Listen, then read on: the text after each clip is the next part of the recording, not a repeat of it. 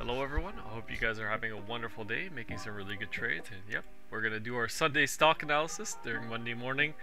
Yeah, basically a little bit of news came out today too on Monday morning, which is good because I wanted to address that as well. We could see that the Canadian government actually announced that they will be focusing on unemployment instead of inflation, as they believe inflation is going to remain a little bit high in the first half of 2022, but will eventually come back down, which is, in my opinion, they're wrong. And they're usually wrong when it comes to things like this, and they're going to be focusing on unemployment basically. But right now, inflation in Canada is at 4.8%, I believe, or 4.2, something like that. 4.8 is, I think, is what it is. And in the U.S. right now, it's 6.8%. The Fed had just announced it the other day. It's the highest inflation we've had in the last 40 years. It's been increasing steadily the entire year since the beginning of the year. The Fed has been saying as well that inflation is transitory. Right? If you guys don't know what transitory means it's not permanent. So transitory inflation, meaning not permanent inflation. And they've been saying that since the beginning of the year. And I have been contradicting them and saying that inflation is not transitory. Right? It's going to remain here. And it's going to keep getting worse the more money we print. Right? And right now, it's at 6.8%. And they finally caved in and said they're going to retire the word transitory.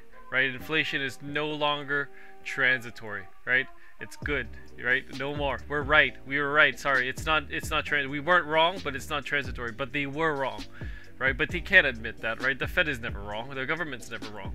So they're not gonna say we were wrong. It's not transitory. But we're gonna retire the word and change it over to something else now. So, in my opinion, they're in a box. They've picked a fight that they can't win. They can either let inflation run hot and destroy the dollar and collapse the dollar, or they can raise rates and collapse the entire country. The economy will collapse under high rates. If interest rates are at 0.25% right now and inflation's at 6.8%, you need to raise the rates far above what inflation is to control it, to get it under control, right? You can't have a quarter point interest rate hike and expect anything to happen to 6.8% interest rate inflation. That's going to keep rising as well.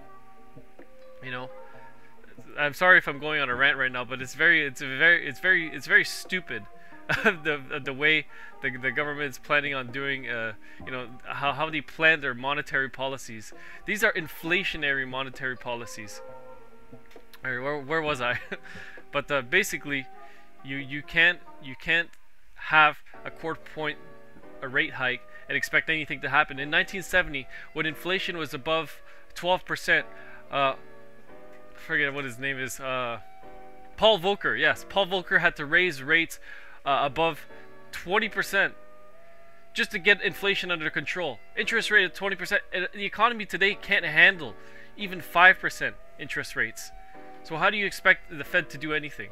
So you just need to look at the facts and look to see what's going to be happening in the economy in the coming years, in the coming months. Obviously, gold is going to rise because of this. This is probably going to be, a huge breakout for gold once we get out of this pattern right here. I think gold is going to be rising back up to 1860 very shortly. In my opinion, the gold is a buy right now. You can see gold miners are also up as well today. We can take a look at that down here. We can see most of the miners are up. We can see Newmont Mining up almost 1% today.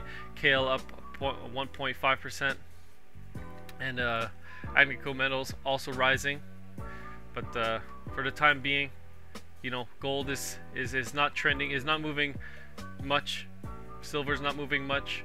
Oil is actually back down to $71 a barrel, pricing in COVID demand. But in my opinion, oil will also go up. Oil will go up above $100 a barrel. You just have to look at the facts, and there's nothing much to it. But you can believe what you want to believe. Big countries are expanding their gold reserves. Ireland added 2 tons of gold you know, because they're probably scared of inflation. Singapore added 26.3 tons of gold in May and June of this year, and then this is their biggest gold purchase since the year 2000. You know, other big countries are also adding gold. Thailand, Brazil, smaller ones maybe like Philippines, Mongolia, also adding gold.